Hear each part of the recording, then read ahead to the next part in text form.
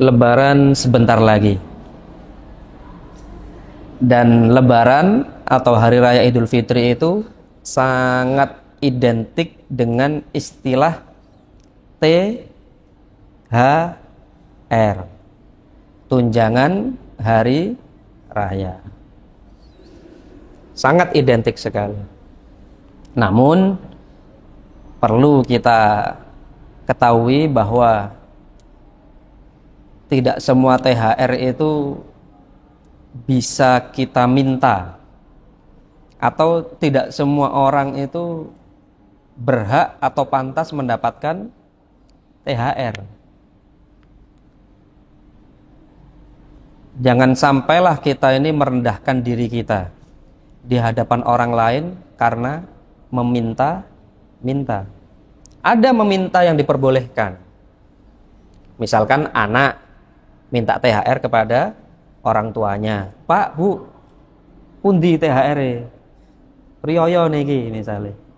Atau misalkan karyawan minta THR kepada atasan, kepada bosnya. Oke saja. Wong karyawan. Atau misalkan security di komplek misalkan minta THR kepada pada warga misalkan, boleh, masih ada hubungannya. Tapi ini ada, hampir terjadi setiap tahun. Instansi atau ormas itu ngirimi surat kepada ya entah masyarakat atau biasanya ke ruko-ruko atau ke toko-toko, itu dengan kalimat yang indah biasanya di awalnya, di atasnya, marhaban, selamat Hari Raya Idul Fitri, hari yang suci untuk menyucikan hati dan layanan bla bla bla bla bla. Kemudian intinya adalah minta THR. Minta THR dengan cara yang halus.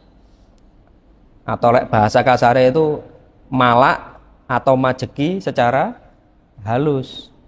Dengan kalimat kemudian mohon apresiasi dan apresiasi dan dukungannya untuk memberikan THR kepada. Ngapain? Oh, nggak ada hubungannya kok minta. Pada salah satu hadis Muslim itu, hadis riwayat Muslim, yadul ulya khairun min yadis sufla. Tangan di atas itu lebih mulia, lebih baik daripada tangan di bawah. Pada hadis yang lain juga bahwa barang siapa yang meminta-minta padahal dia tidak fakir dia, tidak miskin, tidak membutuhkan yang betul-betul orang membutuhkan, namun ia lebih milih meminta-minta, maka seakan-akan ia sedang memakan bara api. Maka perlu kita ini menjaga muruah kita, menjaga marwah kita, menjaga harga diri kita dari hal meminta-minta siapapun. Mau apakah itu orang tua, apakah itu ustadz, apakah itu ulama, apakah itu siapapun, apakah tokoh tokoh agama atau tokoh masyarakat. Hindari dari hal yang namanya meminta-minta, karena itu kaitannya dengan menjaga harga diri marwah, muruah kita sebagai seorang diri. Apalagi diri ini barangkali seorang tokoh, seorang yang lebih, apalagi ini misalkan ormas atau institusi, harus dijaga muruahnya dari hal meminta-minta. Jangan sampai kita merendahkan diri karena sangat pengen mendapatkan THR hanya untuk sebuah bingkisan yang nilainya tidak besar. Malah instansi ini atau ormas ini menyebutkan butuh sekian puluh bingkisan misalkan. Jangan. Dan untuk para orang tua, nasihat kami untuk para orang tua yang masih punya anak kecil-kecil, nah itu sangat potensi untuk dieksploitasi. Biasa lek riyo, ayo le, ndang macak le, ayo nang om iku, nang pak de iku, engko cek oleh sangu misalkan. Ya barangkali kalau untuk sekali dua kali untuk guyonan boleh lah.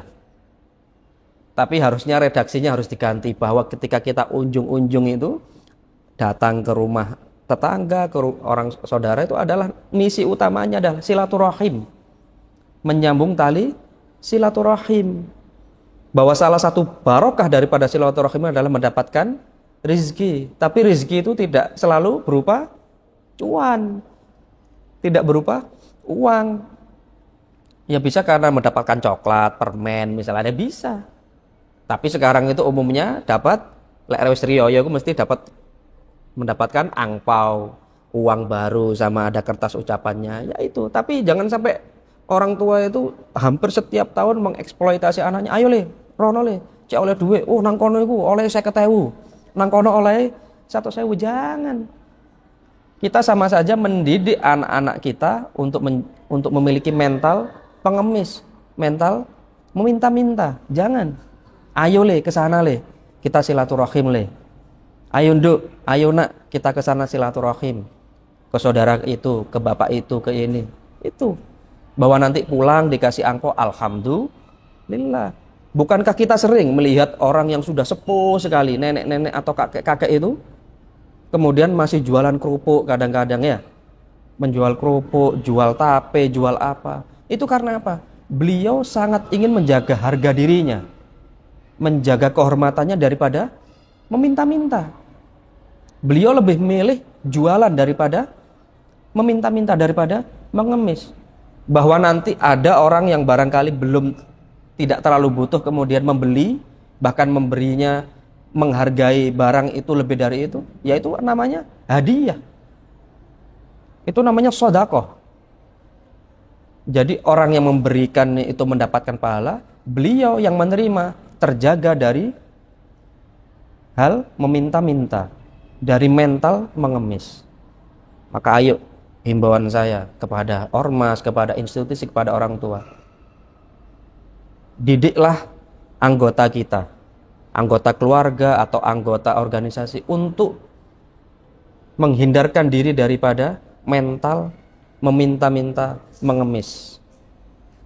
Kalau itu sudah terdapat di dalam hati kita, ke dalam diri kita, maka bahaya. Akan ada nanti sifat-sifat buruk yang akan mengikuti, yaitu sifat tomak, sifat rakus, sifat tidak cukup. Karena apa? Kita bisa minta ke sana. Ketemu orang kaya sedikit, gak bisa lihat orang kaya.